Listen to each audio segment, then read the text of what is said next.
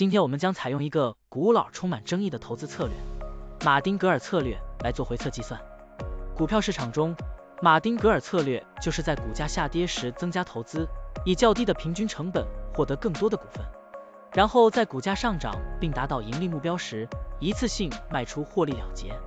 如此周而复始，持续跟踪股价操作。现在，我们就设定一些参数，让 Stocktunning AI 帮我们生成程序，对 Robinhood 进行回测计算。设定参数如下：最大买入次数7次，最大加仓比例 1.5 倍，每次买入股价下跌的比例 10%， 获利卖出的上涨幅度 5%。运行时间从2023年1月1日到2024年5月2日。交易手续费设定为 0.10%。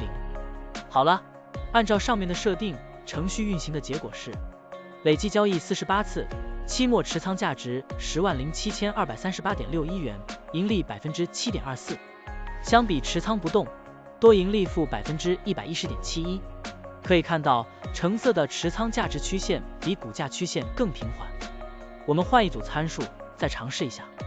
最大买入次数5次，最大加仓比例 1.5 倍，每次买入股价下跌的比例 8%， 获利卖出的上涨幅度 3%。这样就可以得到新的回测结果。累计交易72次，期末持仓价值127746.21元，盈利 27.75%。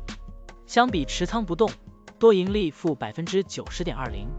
股票的波动特性不一样，盈利效果就不同。参数设定不同，盈利效果也会不同。怎样找到最优的组合呢？